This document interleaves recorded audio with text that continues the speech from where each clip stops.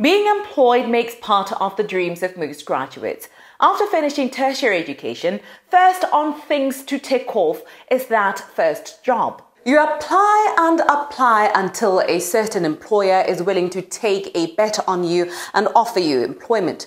You get the offer letter and are soon out of probation and are now permanent and pensionable, or PNP as they say. But then after that, what's next? What's crucial from that point on is probably figuring out how to remain as much an asset to your employer as you were in the beginning. Well, sure, the interviewing panel was highly impressed by your resume, but more so your ability to work fast on your psychometric tests. But now there's unending competition to stay relevant from both within your place of employ and external fresh talent. Do you now consider another degree, a professional short course, or do you just work hard and hope for the best? What is your best course of action? Joining us this evening is Bane Motei, Managing Director at Staffwise, a human resource managing company in Botswana, to briefly explain the process of talent recruitment so that we have somewhat of a better understanding of how employment contracts work.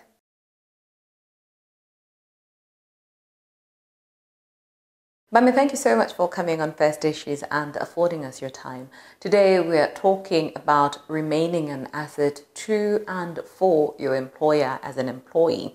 Perhaps before we dive into that, you could explain to us briefly what the recruitment process is like.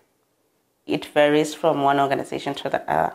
It depends entirely on what an organization is looking for, but in an essence, recruitment is finding the right fit for the right job. Yes. So when we say we are going to find a right candidate for the right job, we look at different things. We look at knowledge, skills, we look at attitude, we look at your qualifications. So if organization A is looking for, let's say for example, an HR officer, then we need to sit and identify what is it that they're looking for in that HR officer. Are they looking for an HR generalist? Are they looking for an employment relations officer or a payroll officer? Because they do differ. Once we establish that, we also look at the culture of the organization and see and understand what the culture of that particular organization is. So that when we go out there and try to find a candidate for these people, we need to know exactly what we are looking for. So recruitment is saying to people we are looking for somebody, come through, let us select and see who is best for us, and eventually going through all the tests, pick up your pick, and then that's where the onboarding, the offering stages come through. So when a person is appointed to a certain post, it means that they've met the requirements for when they're applying for that vacancy, right? So then how do they stay relevant? How do they remain the asset that they were initially, keeping up with the evolving demands of that particular position? When you get appointed to a certain position, it is because at that particular time you do meet the requirements. But we live in a world whereby this change, the world evolves every day, technology evolves every day, principles too do evolve every day. So there's no way somebody hired in the 1980s will still be relevant for the same job in 2022. Therefore, to remain relevant, one, continue studying. Learning doesn't stop. I'll give an example with accounting.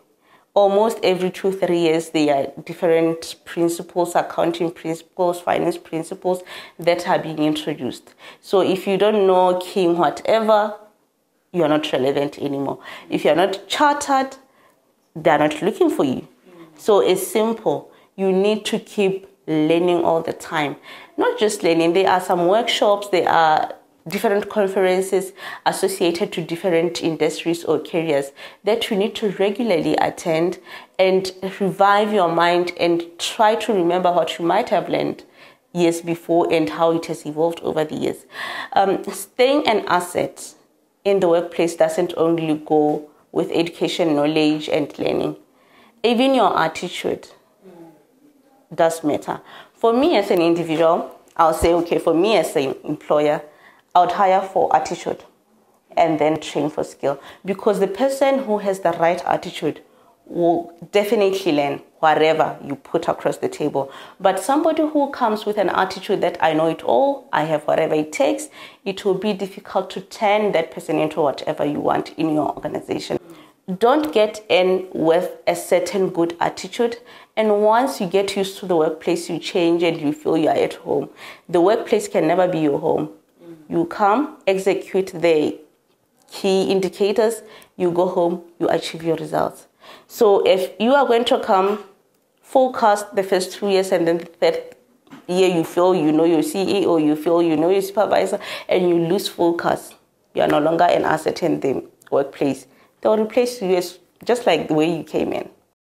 Is there a point where an employee can argue that, you know what, I signed this contract on the basis that I meet these requirements for this vacancy, right?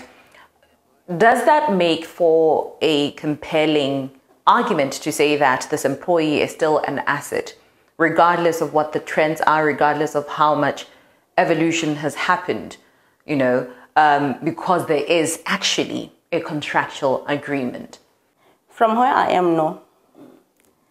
I'll give you a typical example. We used to hire accountants because somebody has done dubs. Today, how many people do hire people who have dubs only? So you cannot be comfortable with the dubs in a world that keeps on changing, in a world that has more, you know, for organizations that are looking to grow and improve on their bottom line and things like that. So if you were hired with a certificate, it cannot remain relevant forever. There was a time when you had a certificate, you were the most educated person. There was a time whereby having a degree, you were considered, you know, the top of the cream in the country, this and that. We've been through that. I remember when I was a little girl, when you had a degree, you were like, that person is very educated. Today you've done your master's, you're home. You're not even relevant anymore. So whatever that you get to get into a certain position does change, and we need to accept that. So that is why I am saying it is important for you to learn, to improve, to go to school, increase your qualifications where you can. Even your online courses would help. So experience only will never back you up.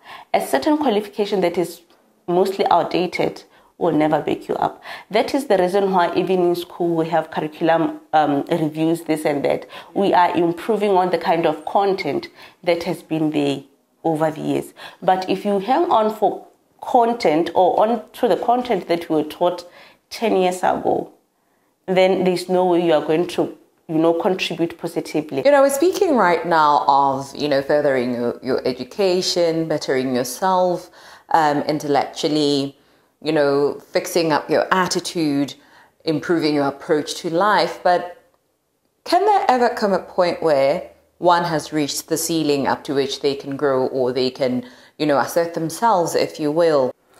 Growing up, I know most of us used to love the quote that the sky is the ceiling, or the sky is the limit. Yeah. But as we were growing, we realized the sky is not the ceiling. You can actually penetrate and go beyond that into the galaxy. So as much as that is as it is, so is the workplace. You cannot say, I am now the CEO, this is where you understand. Beyond the CEO, there's a member of parliament. Beyond the CEO, there is a minister. Beyond the minister, there is the president. Beyond the president, there is the president of the AU, of the UN. So you can never reach a ceiling. There is always potential for growth. There is potential to explore other things and then grow into whatever you want to be. So limiting yourself and say, I have reached the highest level of the hierarchy, doesn't really serve any purpose, because it's the hierarchy for that particular organization only. What if you go outside and there is another requirement, outside staff-wise, outside whatever organization that you are in, and there is another requirement that you do not have? That is when you realize that there is nothing like I have reached the ceiling. There is nothing like I cannot penetrate through.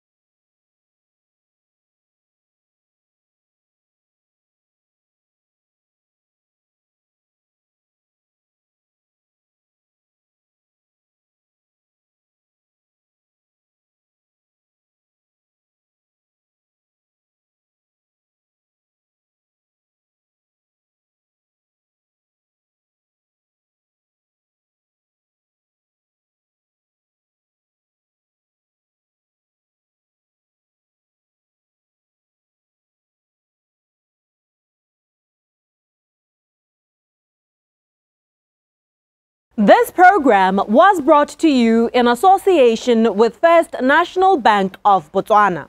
FNB, how can we help you?